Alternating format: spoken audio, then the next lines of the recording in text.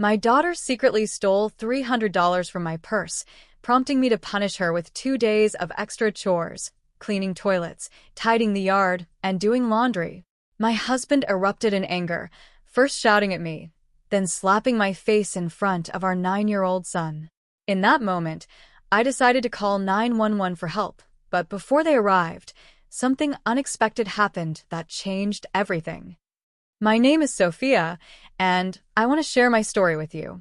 It's a tale of resilience, pain, and ultimately empowerment. As I sit here in my small apartment in San Francisco, I often reflect on the choices I made and the life I've led, especially as a waitress at a fancy hotel. The long hours can be exhausting, but my job allows me to provide for my two beautiful children, Lily and Max. Lily is 15 now, a typical teenager who often challenges my boundaries. Just the other day, I caught her texting late at night, her face illuminated by the glow of her phone. I used to think this phase would pass, but it seems to grow more intense with each day. "Mom, I need this for school," she protests whenever I question her choices.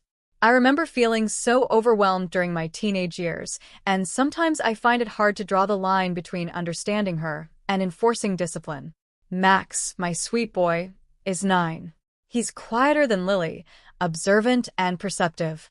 He has a knack for sensing when things aren't right. When I'm having a bad day, he'll come up to me, wrap his little arms around my waist, and say, "It'll be okay, Mom." His innocence gives me strength, reminding me of the joy that can still exist amidst the chaos. Then there's Mark, my husband, who is in his late 30s. I can hardly believe how our lives have turned out. He was charming once, full of dreams and aspirations. But as time passed, those dreams shifted, and so did he.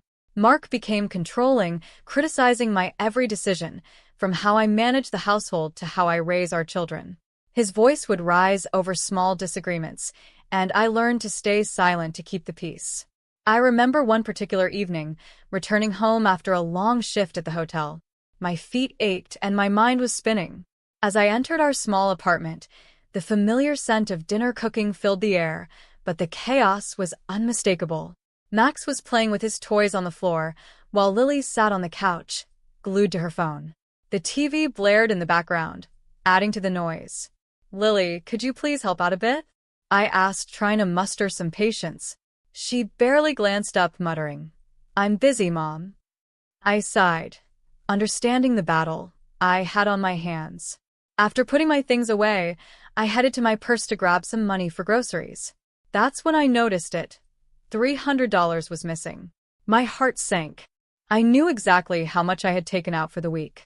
I walked back to the living room, trying to keep my tone casual. "Hey, Lily, have you seen any money in my purse? It seems to be missing." Lily finally looked up, her expression shifting to guilt. "Oh, I meant to tell you. I took some for a school project," she admitted, her voice hesitant. "I didn't think you'd mind." I felt a rush of anger mixed with disappointment. "You took it without asking, Lily. That's not okay. It's about trust and respect." "But it was just money," she protested, frustration rising in her tone. "You're grounding me for this? It's unfair." "Grounding you isn't about punishment. It's about teaching you responsibility," I replied, my voice firm. I assigned her a list of chores for the weekend. Cleaning the bathrooms, doing the laundry, and tidying up the yard. "You'll complete these by Sunday evening." Lily rolled her eyes, throwing her hands in the air. "This is so dumb. I have a life, you know." As the argument escalated, I could feel my patience wearing thin. "This isn't just about money, Lily. It's about learning to ask before you take. I'm your mother, and I need you to understand that." Just then, the front door swung open, and Mark stepped in. His eyes darkened when he saw the tension in the room. "What's going on?" he asked, his voice low and dangerous. "Lily took money from my purse without asking, and now she's grounded," I explained, hoping to keep it calm. Mark scoffed, shaking his head. "You're grounding her for taking a little cash? Seriously? You're being too controlling, Sophia." His words felt like daggers. "It's not about the amount, Mark.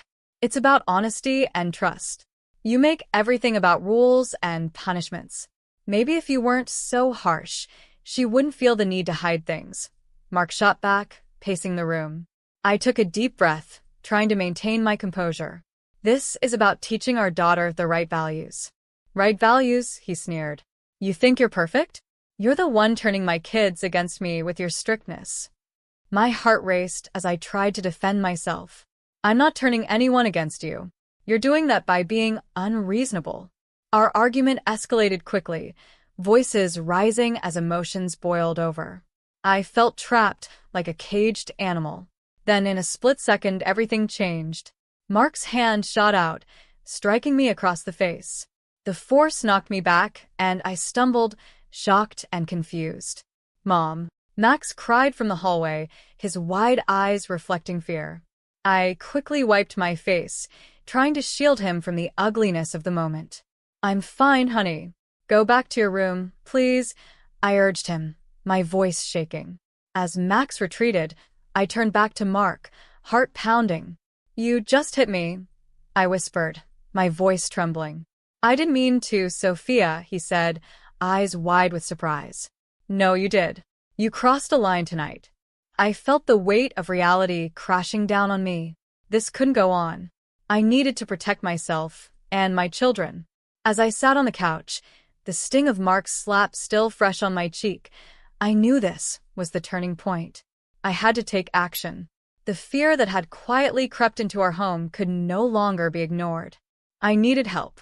That night felt like a nightmare I couldn't wake up from. After Mark left the room, I sat in silence, my heart racing as I replayed the moment over and over in my mind. The sharp sting on my cheek served as a painful reminder that the man I had once loved had become someone I didn't recognize. It was hard to believe that this was my life now. As I lay in bed, I could hear the muffled sounds of Lily and Max in their rooms, the normalcy of their evening routines contrasting sharply with the turmoil in my heart. I tossed and turned, unable to shake off the fear and uncertainty that loomed over me. I needed to talk to someone, but who could I trust? The next day at work, I decided to confide in my close friend and colleague, Jessica. We had worked together at the hotel for several years, and she had always been a source of support. Her kindness and sharp mind made her not just a friend, but someone I could rely on during difficult times. As I poured myself a cup of coffee in the break room, I took a deep breath, trying to steady my nerves. Jessica walked in, her usual bright smile fading when she noticed my expression. Sophia, what's wrong? You look like you've seen a ghost. I hesitated for a moment before speaking, but the weight of my situation pushed me to open up. I need to talk to you about something serious. Sure, what's going on? She asked, concern etched on her face as she leaned against the counter. I took a seat and recounted everything, the missing money, the grounding, the argument with Mark, and, most importantly, the slap. Jessica listened intently, her expression shifting from shock to anger as I detailed the events of the previous night. Sophia, that's unacceptable. You can't just let this slide, she said firmly, her voice rising. You need to take this seriously. This is abuse. I know, I whispered, tears welling in my eyes. But I don't know what to do. I can't just leave. What about Lily and Max? I don't want to break apart our family. Staying in an abusive situation won't protect them, Jessica replied, her voice gentle but firm. You have to think about their safety and yours. You deserve to live without fear. Her words struck a chord deep within me. I had been so focused on keeping my family together that I had overlooked the reality of the danger we were in. Document everything, Jessica urged. Keep track of every incident, every argument, and any manipulation. You'll need this if you decide to take legal action. I nodded, feeling a sense of determination building inside me. I had to do this, not just for myself, but for Lily and Max. They deserved a mother who could protect them, not one who cowered in fear. Over the next few days, I began to take Jessica's advice to heart. I started a journal, documenting each instance of Mark's controlling behavior and outbursts. I noted everything down, the times he raised his voice, belittled me, or manipulated the kids. I spoke to Lily about her experiences, and she reluctantly shared her own secrets, how Mark often told her to keep quiet about his anger to protect me. Each revelation pierced my heart, but it also strengthened my resolve. One evening, after dinner, I decided to confront Mark about his behavior. My heart raced as I prepared for the discussion. I needed to be strong to stand my ground. "Mark, can we talk?" I said as he plopped down on the couch, his face weary after a long day at work. "What now?" he replied, already sounding defensive. "I need you to listen to me. I'm concerned about how you handle things around here. Your temper is getting out of control, and it's affecting the kids." He scoffed, rolling his eyes. "You're just overreacting, Sophia. You always do." "No, this isn't an overreaction. It's serious. I'm scared for the children," I insisted, my voice trembling slightly. He leaned forward, his expression darkening. "If you keep pushing me, you'll regret it. You're the one who makes this place chaotic, not me." His words felt like a punch to the gut, but I stood firm. "I won't let this go on anymore. I'm documenting everything, and if it doesn't change, I will have to take action." Mark's face twisted in anger, and for a moment, I feared he would lash out again. But instead, he laughed, a chilling sound. "You think you can scare me with your little threats? You're nothing without me, Sophia." His words stung, but I held my head high. "I'm more than what you think I am. I'm their mother, and I deserve respect." After that tense conversation, I felt both terrified and liberated. I had finally voiced my fears, and while it hadn't gone as I'd hoped, I knew it was a step in the right direction. I couldn't stay silent any longer. I needed to reclaim my voice, not just for myself but for my children. As the days passed, I leaned heavily on Jessica for support. She helped me navigate my emotions and reminded me of my strength. The more I shared with her, the more empowered I felt. However, I knew that Mark would not take my new assertiveness lightly. I felt a storm brewing, and deep down, I feared how he would react when he realized I was serious about standing up for myself. Little did I know, the turning point in my life was coming, and it would force me to confront not just my fears but the reality of my marriage and what it meant for my family. As the days turned into weeks, I continued documenting everything. My journal became a lifeline, a place where I could pour out my fears and frustrations without judgment. But each entry also reminded me of how far my life had strayed from what I had once dreamed it would be. I longed for peace in my home, yet it seemed to slip further away with every argument with Mark. One afternoon, as I prepared dinner, I could hear Lily and Max arguing in the living room. My heart sank. They were often at each other's throats, but I knew Mark's influence played a part. His anger seeped into every corner of our lives, turning my children against each other as they fought for attention and love in a household filled with tension. "Mom, Max won't let me have the remote," Lily shouted from the other room. "Because you always hog it," Max retaliated, his voice rising in frustration. "Enough," I called out, trying to regain control. I walked into the living room and saw their faces twisted in anger. I took a deep breath, hoping to diffuse the situation. "Let's all just take a moment. Lily, why don't you go outside and get some fresh air?" As she stomped out, I turned to Max, who was still fuming. "You know how to handle these situations better, right?" I asked gently. He nodded, though I could see he was still upset. The chaotic atmosphere made me uneasy, and I felt a familiar tension creeping in. That evening, I had planned a family dinner to try and bring us together, but when Mark came home, I could already sense his mood was off. "Why does it smell like burnt chicken?" he snapped as he walked through the door, dropping his keys on the counter. "Mark, Before I could explain, he cut me off. "You can't even cook a decent meal? What kind of a mother are you?" His voice was like thunder, shaking me to my core. Lily and Max, having returned from outside, exchanged worried glances.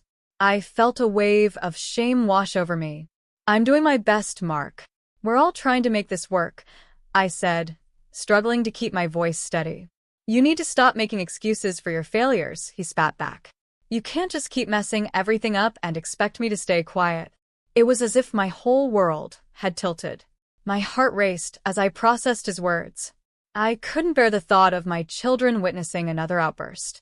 The last thing I wanted was for them to see their father in this light. I took a deep breath, trying to hold on to the resolve I had built over the past few weeks. "This isn't about cooking, Mark. This is about respect, and I deserve it too." At that moment, something in him snapped. He stepped closer, towering over me, and I could see the anger boiling beneath the surface. You think you can just talk back to me? You think you can stand up to me after everything I've done for you? I backed away, my heart pounding. You're right, you've done a lot. But what you've done to this family isn't love, Mark. It's fear, and I won't let that continue. His expression darkened, and he raised his hand. For a brief moment, I thought he would hit me again, but instead, he let out a roar of frustration, slamming his fist into the wall beside me. The sound echoed in the room, sending Max scurrying behind the couch, tears brimming in his eyes. Get away from him, I shouted, stepping in front of Max protectively. You can't scare us like this anymore. In that moment, something shifted inside me. I realized I had to stop living in fear. I couldn't allow my children to grow up thinking that this was normal. Mark's rage was no longer going to dictate how we lived our lives. Just then, there was a knock at the door. Jessica stood there, her eyes wide with concern. I came to check on you, she said, stepping inside without waiting for an invitation. What's going on? She asked, taking in the scene before her. Nothing, Mark barked, his temper flaring again. But I could see the anger in his eyes wavering as he faced Jessica. No, it's not nothing, I said, my voice firm. I can't keep living like this, and I won't let my children live in fear anymore. Jessica's presence seemed to shift the energy in the room. Mark, you need to leave, she said, her tone calm but authoritative. Who do you think you are? He spat, his face reddening. I'm someone who cares about Sophia and her children, Jessica replied, unwavering. You're out of control, and this can't go on. The tension hung in the air like a storm cloud. Mark looked from me to Jessica, confusion and anger battling on his face. I took a step closer to Jessica, grounding myself in her presence. I'm filing for divorce, Mark, I finally declared, the words flowing out of me like a dam bursting. This is over. You need to leave.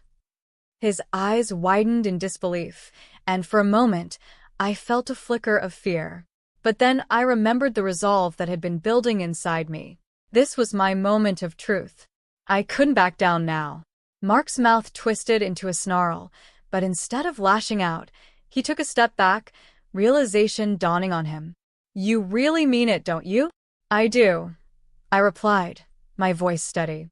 It's time for a new chapter for all of us. As he stormed out of the apartment, slamming the door behind him, I felt a mix of relief and fear. I had taken the first step toward reclaiming my life, and I could finally see a glimmer of hope for the future. But deep down, I knew that the battle was just beginning. The road ahead would be filled with challenges, and I would need all the strength I could muster to protect myself and my children. After Mark stormed out, an unexpected silence filled our apartment. I stood there, heart racing, my mind swirling with a mix of emotions. I could hardly believe I had just said the words, I'm filing for divorce. The weight of that declaration felt both terrifying and liberating. Jessica was still there, her presence a comforting anchor in the chaos. Sophia, are you okay? She asked gently, her eyes searching mine for reassurance. I think so, I replied, my voice barely above a whisper. I'm just scared of what comes next. What if he retaliates? We'll deal with that together, she said firmly. You're not alone in this. You have me and the kids. We'll make sure you're safe. As the reality of my decision began to settle in, I felt a surge of determination. I had finally taken control of my life, but I knew I needed to be strategic about the next steps. I want to file for a restraining order, I said, my voice steadier now. I need to protect Lily and Max from him. Jessica nodded. That's a smart move. We'll gather the documentation you need to support your case. You're doing the right thing, Sophia. The following days were a blur of activity. With Jessica's guidance, I collected evidence of Mark's abusive behavior, including my journal entries detailing his outbursts and manipulation. I reached out to neighbors, asking if they had witnessed any incidents or could provide statements. I also spoke to Lily and Max about what was happening, ensuring they understood that they were not to blame for Mark's actions. One evening, I sat down with my children, my heart heavy. I need to talk to you both about Dad, I began, taking a deep breath. Things have changed, and I want you to know what's happening. Lily, who had been fidgeting, looked up with worry. Is he coming back? No, sweetie. I reassured her. I'm filing for divorce, and we're going to be okay. I'm doing this to keep us safe. Max, still processing everything, asked quietly, Is he really bad, Mom? Yes, honey, I replied, my heart aching for their innocence. But we're going to make sure he can't hurt us anymore. You both have to be brave. I'll do everything I can to protect you. With every passing day, my confidence grew. I filed the paperwork for divorce and the restraining order, feeling empowered as I took control of my life. I felt the support of my community around me, friends, neighbors, and Jessica. They all rallied behind me, helping to create a network of safety. The day of the court hearing was nerve-wracking. I sat in the waiting area, my stomach in knots. Jessica was by my side, providing calming words and steadying my nerves. You've got this, Sophia. Remember, you're doing this for your kids. When it was finally our turn, we walked into the courtroom together. Mark was there, his presence heavy and intimidating. I could see the anger radiating from him, but I held my head high. I was determined not to let fear dictate my actions any longer. As I presented my case, sharing the details of Mark's abusive behavior and how it had affected our family, I felt a sense of clarity wash over me. This was my truth, and I was finally voicing it. The judge listened attentively and, after a short deliberation, granted the restraining order. Relief flooded through me. I turned to Jessica, tears of gratitude in my eyes. Thank you for believing in me, I said, overwhelmed by the support I had received. As I left the courthouse, I felt lighter than I had in years. I had taken the steps to free myself and my children from the toxic grip of Mark's control. It wouldn't be easy, and I knew there would be challenges ahead, but I was ready to face them. In that moment, I understood the true meaning of strength. It wasn't the absence of fear, but the courage to confront it. Together, Lily, Max, and I could build a new life, one filled with hope, love, and freedom. The road ahead was uncertain, but I finally felt ready to embrace whatever came next, knowing that we were not alone.